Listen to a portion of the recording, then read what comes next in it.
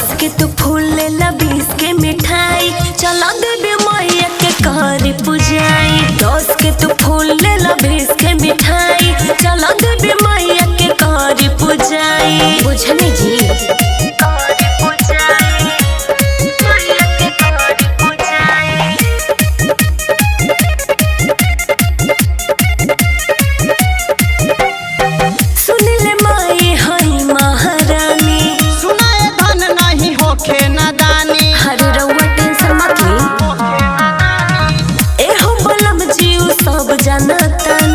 मैया रानी उहई महादानी बारे लालसा के चुनरी चढ़ाई। 10 के तू फूल ले ला 20 के मिठाई चला देवी मैया के कर पूजाई। 10 के तू फूल ले ला 20 के मिठाई चला देवी मैया के कर पूजाई।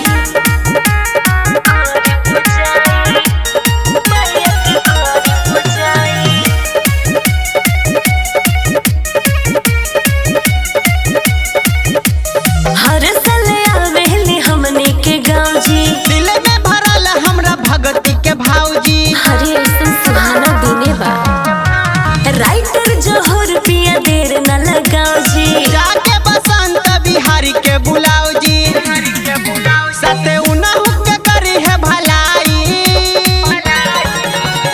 10 के तू फूल ले ला 20 के मिठाई चला देवी मैया के कर पूजाई। 10 के तू फूल ले ला 20 के मिठाई चला देवी मैया के कर पूजाई। अरे चली ना जी बहुत देर हो गई।